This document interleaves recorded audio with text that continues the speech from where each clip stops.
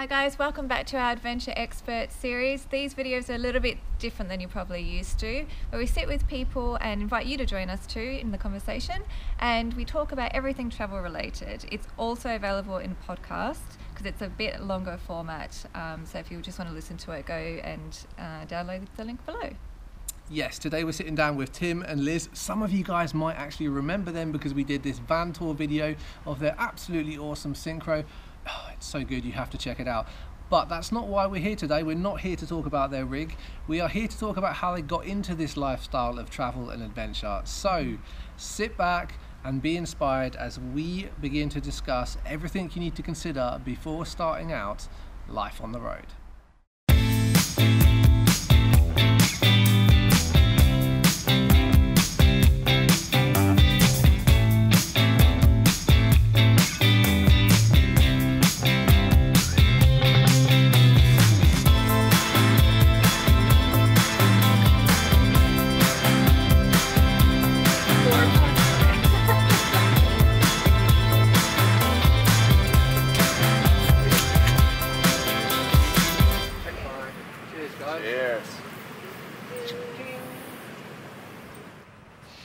So guys, cheers.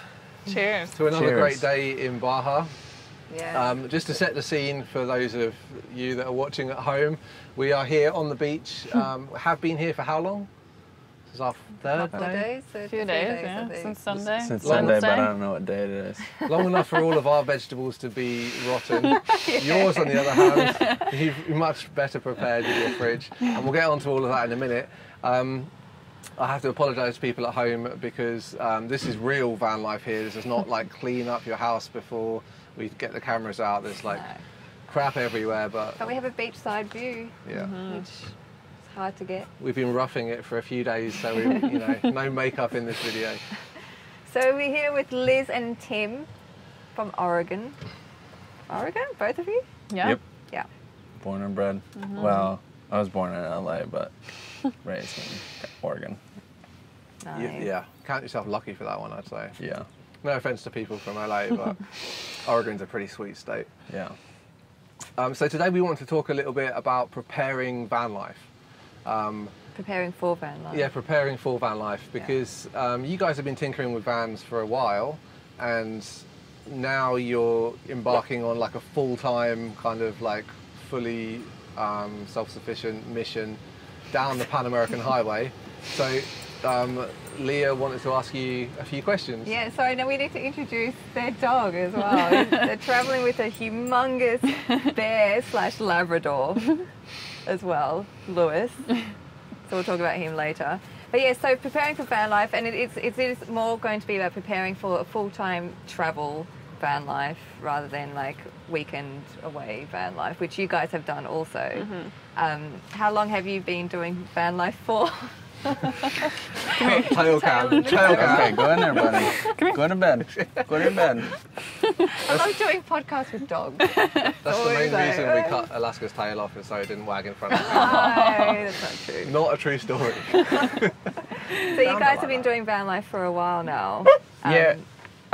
We started with, just like everyone else, saw vans and thought it was just so cool. So we were just like, we have to have one. It'd be so much fun. And our budget was really small. So like the van we got needed a lot of love, and I didn't know anything about them. So like the learning curve, just like, as you know, climbs very steep when you don't know what you're doing. Yeah. And like we just kind of slowly traded up through sweat equity to get to where we are now. So like a lot of like learning curve and prep and that. But like our first van, and I apologize to whoever bought it. I'm sorry, because it really was a piece of junk. But you know, like with enough effort, we taught ourselves how to like overcome all these obstacles. And yeah, perfect preparation. So how many vans have you had before this one? 3 to 4. 3 to 4.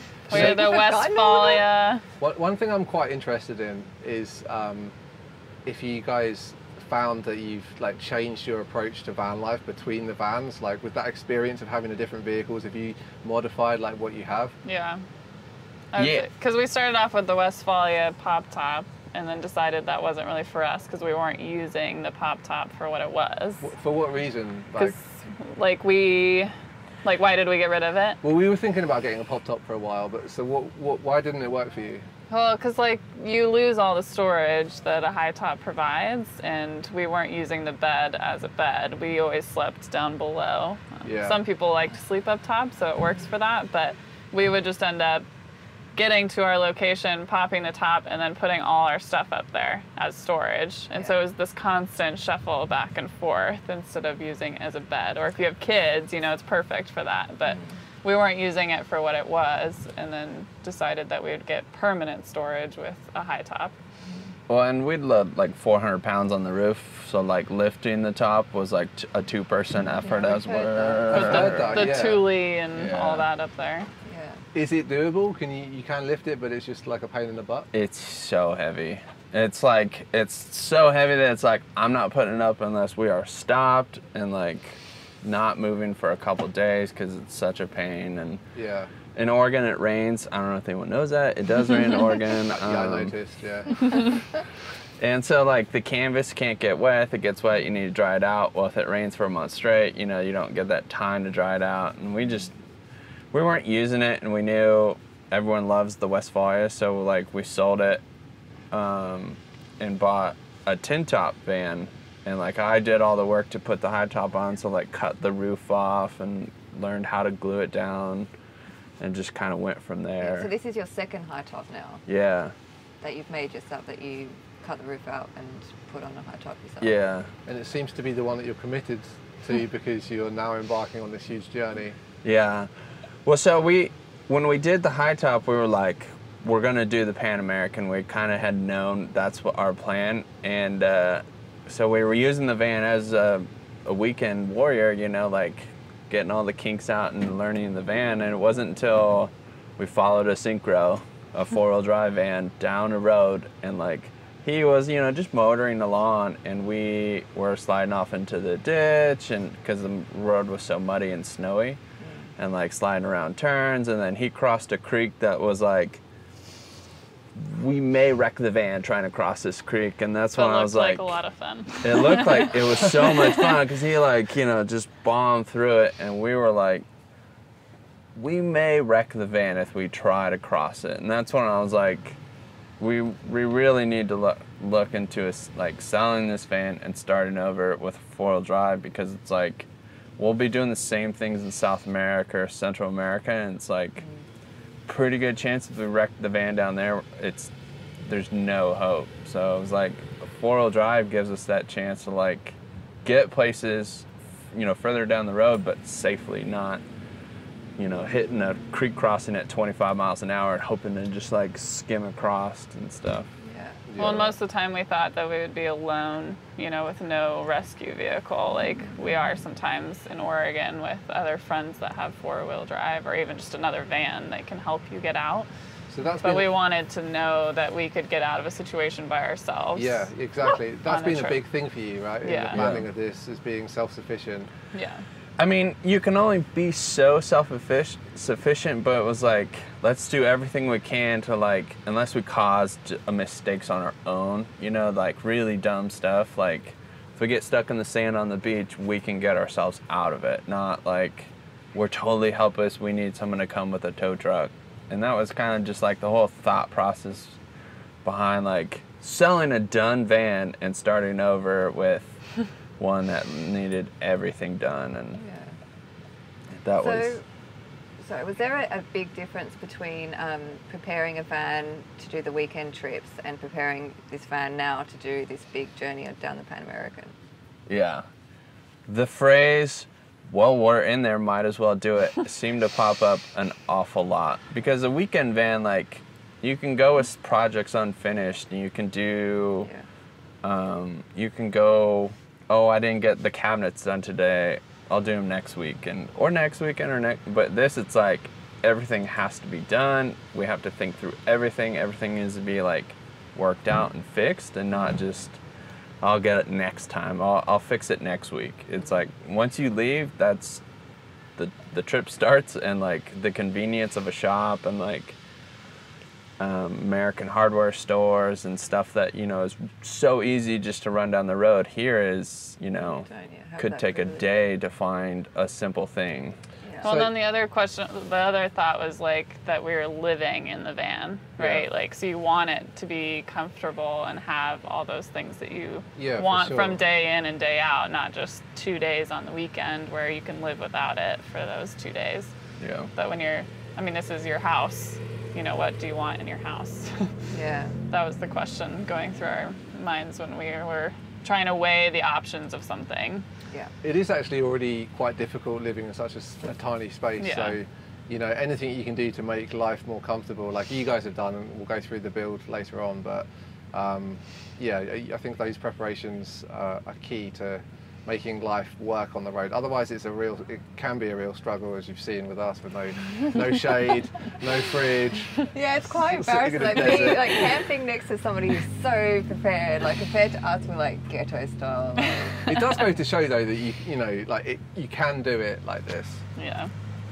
so you can do it, but it's very like seeing how you guys do it. It's like wow, Yeah. so nice, so much more comfort. I think a lot of people that are preparing for full-time van life, whether they intend to travel or whether they're just going to stay fairly local, I think most people try to kit out their rig before they leave the kind of security and comfort of whatever situation they're in. If they have an apartment with some space to work or something. I mean, what do you think? Do you think you could do some of this work whilst you're traveling around the States, for example? I mean, I think so. You just really have to like manage your expectations of how things will get done. Will they get done to the standard that you set in your own mind, and you know, like the timeline. Like we did something earlier this week on the road. You know, we had someone sew us a bulkhead, a fabric bulkhead, and very simple to add grommets. Took 3 days of us going back in, check. Nope, not done today. The grommet guy's gone. It's like, the grommet guy's gone, you know, and like you just have to like, okay, this is how it goes. Like things are gonna not go to our timeline sometimes, but like not having a timeline has allowed us, and I think in the States, like that would be the biggest thing is you can't have I have to have this by this date, because you're expecting other people to bend to your, not to your will, but to your, you know, timeline. So what are some of the things that if somebody was to start doing the van life full time, but it's different living the van life full time when you're in a city and living the van life full time when you're traveling. Yeah. This Like rig has been set up for travel. It's been set up for travel, so you've done like really like modified the van to like help you with like traveling. Yeah. So what are some of the things that you're now that you're here doing it, is there anything that you would have changed, or like that you just any advice on what you should be doing to prepare a vehicle for full time? Like obviously water storage is a big thing. Well, I would say like the biggest thing above all else is just know your rig and know how to do stuff yourself. Like one of the like, Know at least the basic mechanics for and your you know, vehicle. have that like DIY mentality that like if something does break, I'm at least gonna try to fix it. I mean, cause like I went over the top, and I'm like first to admit it, I probably shouldn't have gone so over the top, but I was like, it was really fun to me to like build these things and like, oh, how would I do this? And but we would get asked a lot like, oh, how do you guys do this? And it's like I literally take it apart and like, oh my God, I now have to figure out how to get it back together, and like you just learn. I think that's just the biggest thing down here is, you know, even the most like all the Tacoma trucks on the beach over there, you know, they break down too. Like they have problems, and if people are willing to like figure it out, they can get through these problems. And a lot of times it's really simple stuff, minus Ben's engine problems. This one's a bit of a troublemaker. That's true. Well, we'll go through like the build, like what you've done in like later on. Like go through everything because you've got really cool stuff that you've added to your van that we're jealous of. Yeah. But we'll go through that later. Guys, if you want to know more about van life, we have put everything, kind of compiled it all into one book, everything that we have learned along the way in the past 5 years of living van life. So if you want to know more about van life, go check that out. You'll really appreciate reading that book. Yeah. It will help you sleep better at night. Also, with preparing to do a big trip and to live full-time in your vehicle, did you have to do anything else before you left home? Like, what were the major things that you had to organise and sort out before you left for a big trip? I mean, we've been planning for a couple of years, and it took a lot of commitment, I would say. Like, we chose to save up for the trip ourselves. Yeah. Like, different people do different things to Fund their trip. Yeah, like working on the road, but we don't really have jobs that can work from the road, so we knew we would have to save a lot of money, so we did that for about 2 years. And then there came a point where we had saved up a bit of money, but we needed the last bit kind of to make it actually happen, and to build out the van. Last minute decision. Yeah. We had this like van to build, and we were in a rental house in Bend, which was pretty expensive to live, so we made the decision to leave Bend and move to Tim's parents' house to save some money. Luckily they let us live there for 9 months we were there. Yeah. So that's a big commitment too, as like a married couple, to live with the parents. Yeah, but it's such a good way to save money, they're like not renting for a yeah, while. we're very thankful for that opportunity, and they had a shop to work at and all of that. So, but that was hard because we had to leave our life that we were comfortable with and our jobs there and kind of start over for a little bit before we actually started on the trip. So I think that was a major thing. And then building out the van was definitely a big preparation. Did you but have then a figuring budget? out like stuff. Yeah. We didn't own our house, so that was easy. We just rented, so we left that house, but we sold almost all of our stuff. Yeah. I mean, we have no furniture or any of that. Held a garage sale or two and gave away a lot of stuff. Yeah, we kept almost nothing. Yeah. Yeah. You can only fit so much into a Volkswagen. Yeah. Yeah, and we're, trying to find storage for your place. Like, we're able to leave it at Tim's parents, so, because we were trying to cut back on our monthly bills that you're connected back to, right? Like, because that takes away from your monthly budget traveling. Yeah. So the least amount of things we had to pay for at home, the better. Yeah.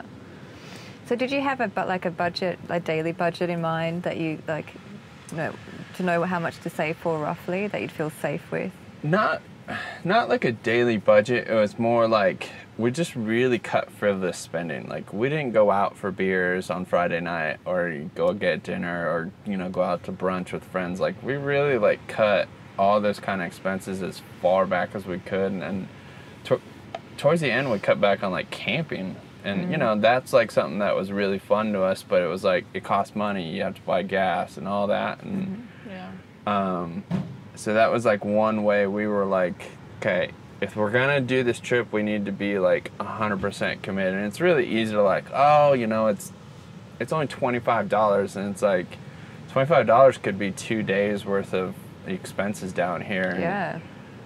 So it was really hard, but also at the same time we would joke between ourselves that it was for future fun. Yeah, so exactly. We would just say future fun. It's we would just say that to each other whenever one of us wanted to do something. It's let's just go get a beer, and it's #future fun. Staying home tonight. Okay. All right, that's fair. That's a good idea. Yeah. That kept us focused though, honestly. And I don't think we really had too much of a goal necessarily, a number amount, but we kind of surprised ourselves on how much we were able to save up. In the end, it was dang, that was a lot of money to save up in 2 years, and a lot of, it takes a lot of dedication and even your friends understanding, they have this dream that they want to live, and so it's not anything towards them that we're not going out for beers or something. Yeah. Sorry. It's surprising how much money that you spend on things like pizzas, beers, just the stuff that could be cut back to the the bare basics. I did that as well when I was saving for traveling. I I hardly went out. I didn't go on vacation. Yeah. Just tried to save as much money as I could. Yeah. Hashtag future fun. Yeah, we were able to basically like live off of one of our incomes is how we kind of did it. Like we would just live off of like Tim's income and try to like pocket most of mine. So that's one way to kind of try to get it down to one person, and then you can save the rest. And I was probably a little bit like of a budget Nazi. Like I would like text Liz like towards the end of the month. I'd be like, "You only have $150 left for the week." Yes, like, I don't know how much is in my bank account. Like Really FYI, don't. And she'd like, you know, would like furiously respond that that's not enough. But like, we would like, that's how we like. Okay, we don't have a lot, and because I would take all her income and that would go all into the savings, and then mine would be rent when we were living in Bend, all the bills, cell phones, student loans, everything, and then so that's like how we like, okay, if we can literally cut our income in half and still live, then like what says we couldn't cut it even further? And I mean, people do it all the time. Yeah, and it's good training as well when you are on the road, and like you realise then that you don't need to spend very much to actually live, and even less when like down here. It's actually kind of hard to like let those things go. Like even we've been going out to tacos a lot, and it's like, oh gosh, like we've been going out to eat so much, even though tacos are probably like cheaper than making food in the van. But the meals, it's hard to like cut those habits almost. It'll be like $7, and it's like, oh. God, we gotta cut back. Like, I think we can. We're okay with tacos, but it's like, you know, the traits just like Liz said, hang with us after. Yeah. But there's not a lot of info. We realized like it was a little bit difficult saving up because there's not a lot of info out there on what people spend on these trips. Like I think we looked up like 2 other overlanders that had done similar things, and it was around $1,200 to $1,500 for 2 people a month. So we were expecting to spend about that. Our goal has been $1,000 a month for both of us, and I think. Yeah, and I think it will. I mean, of course, it will vary from country to country and what the currency is, but that's what we've been like aiming towards, which is helpful. And we like keep track of literally every expense. So that's a good idea. We write it down, and Tim has made like a spreadsheet so we can really hold ourselves accountable and know what we need to do the rest of the month, and like coming here and parking for a week and we're not spending any money. So it's been helpful to do that. Yeah, that's handy. Current fun. Yeah. That's handy to do, to know. It's a good tip. So you said that like saving and budgeting and stuff was a way to prepare. Did you have to do anything with like your mail and all that stuff? Is it the mail going to your parents' house, and did you like redirect everything and like just finalize everything that you needed to? Since we were like already living there, that wasn't too much. I mean, we canceled a lot of like cell phone plans and insurance and you know, stuff like that. They're really like the tied to society type stuff, which I mean, that was kind of interesting to do, you know, and like the cell phone companies don't like to give up easily. And what about student loans and stuff? Like, did you like any loans and stuff that you had to finish? Yeah, I have student loans and we're still paying them off. Okay. So, you know, if you're in Mexico, you don't need to pay them off. What? That's not true. Yeah. You wish it was true. They can't find you. Escape your loans. Mexico's the real land of the free, you know. Till we get locked down here. Stopped at the border. You owe. What? I didn't know it was mattered to get into the country. I think we just didn't have that many bills and things to really tie up, but we're kind of fortunate in that way, I guess. We'd spent 2 years kind of getting to it, and then when we moved to my parents, that was like, okay, things are serious. So like, we had already kind of started paring stuff down. Yeah. As we kept getting closer, like, really, like, is it really necessary to have our own Netflix account if we're at my parents' house? It's like, oh, cut all that kind of like. So we just used their Netflix. So it was a slow process to like prepare yourself, like mentally and like everything for this like big trip. Like, It is, and then I mean, still the last week we're still running around, just Yeah. like tying up loose ends. You know, like it's hard to like separate yourself, and in the moment you're like, oh my god, all this stuff is so important. I need to. And now that we're down here, it's like I can't even remember what was so important Yeah, it's that crazy, we were isn't like, Yeah. I have to make sure this is all in order, and it's Yeah. like life goes on. Yeah. What about like taking things from your previous lifestyle into van life? Like, what have you brought with you in terms of like hobbies or interests?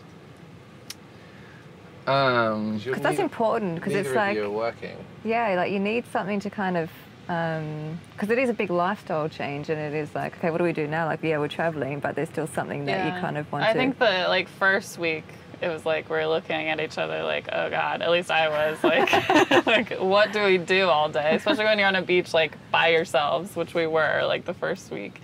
But then you kind of get used to like almost the act of like not really doing anything, Which is kind of nice. Like Yeah.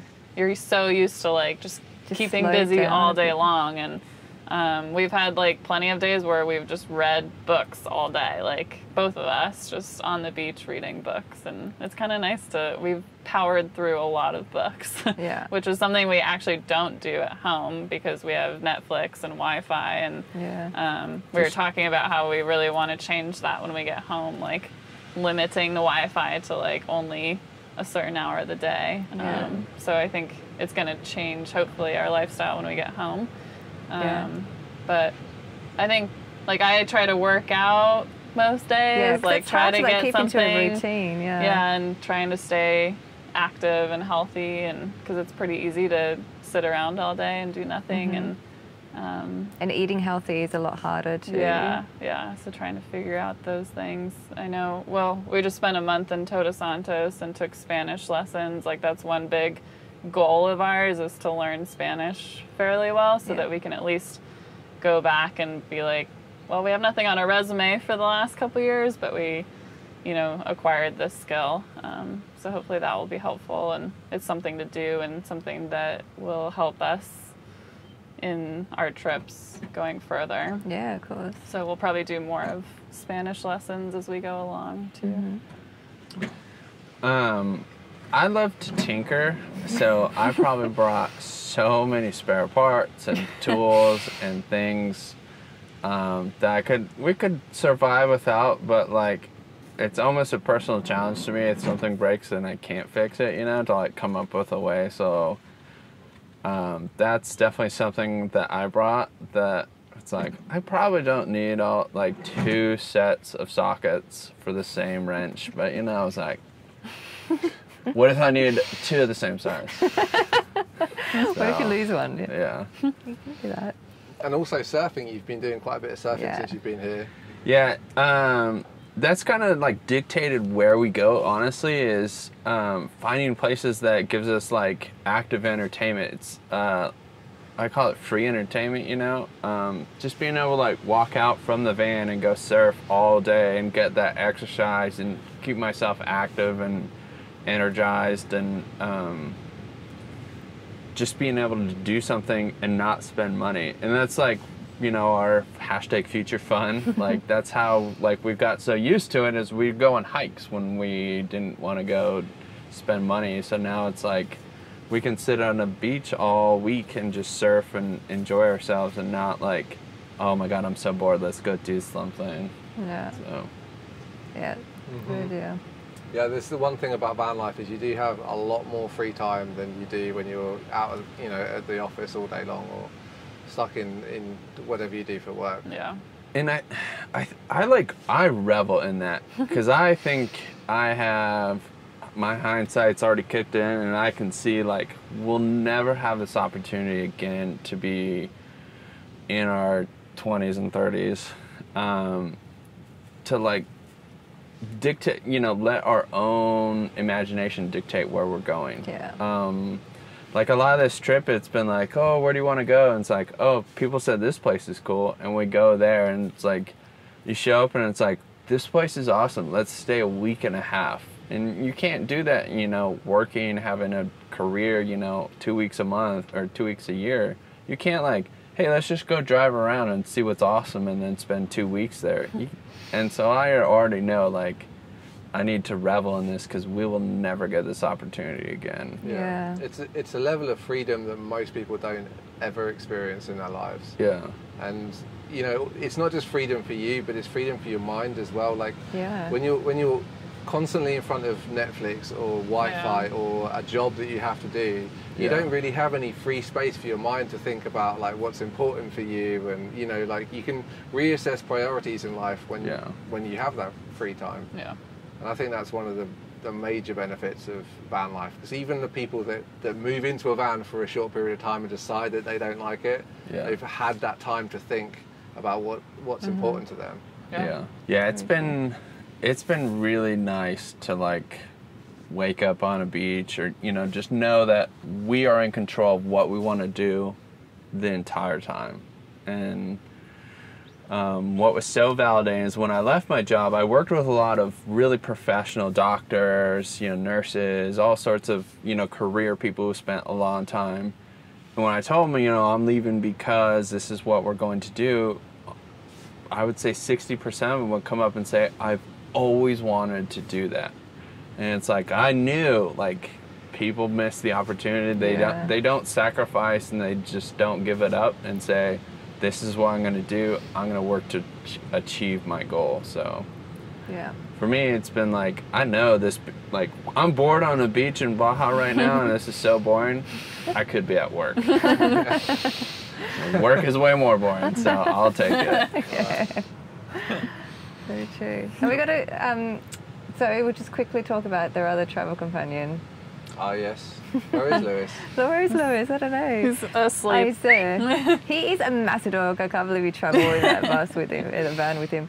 But how did you have to do anything to prepare for him to come and on this journey with you and live in the van? Not very much. We just read that you have to have like a clean bill of health certificate for him. So we took him to the vet like right before we left and made sure he was up to date on his shots and all of that, and then they give you a print off of it. So who knows if we'll ever be asked for it. And I'm not sure, you know, we haven't really crossed any borders other than the US to Mexico, so I'm sure that story will involve more down the road, but so far it wasn't much preparation. Yeah.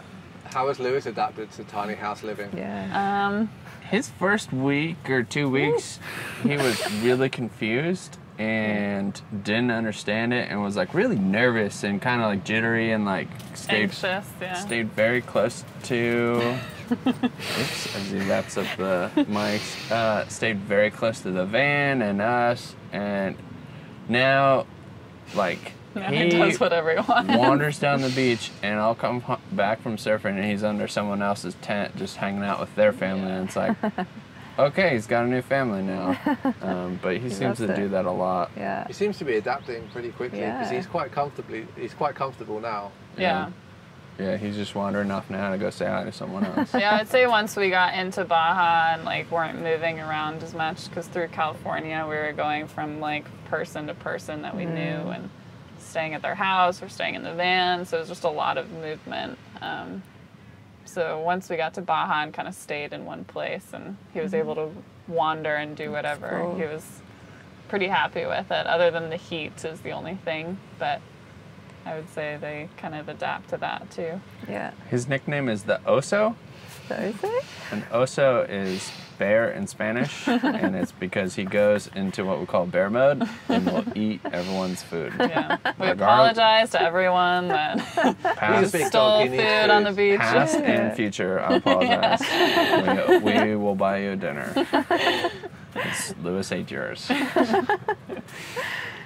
Awesome. Well, it's getting really, really dark, so I think we need to like wrap it up, because you can't see us anymore. But we are going to do a van tour after this. We'll probably have another separate video that we can link to. Yes. Check it out. Which is going to be your awesome rig and what you did to it and all the modifications. So it's going to be really cool. I'm uber jealous of this vehicle in front of us. And anyone that's listening to this or watching this should definitely check out the other video, because it's going to be There's some cool stuff on your van. You've done a really good job. you. It's very Thank inspiring, and I Really think it's good. the fact that you've made such a rig in a way that kind of makes you be like self-sustainable. You can just go out and, you know, you don't need anyone. You've got solar, you've got the water system all sorted out, you've even got the filtration system, so you can just fill up your, I mean, I can't wait to get into that. We'll do that in another video. Awesome. I look forward to it. Thanks for the Thanks for conversation. chatting. Yeah, thank you. Bye. Hey guys, I hope you really enjoyed that conversation. Obviously at the end of the video it was getting a little dark, and actually a couple of our cameras started to fail, so cut that conversation right at the end. We were lucky to get that in. Thank you so much for joining us. If you have any advice to share, please leave it in the comments below, because that's what this is all about. That's why we make these videos, so that we can all learn from each other. Until next time, happy travels.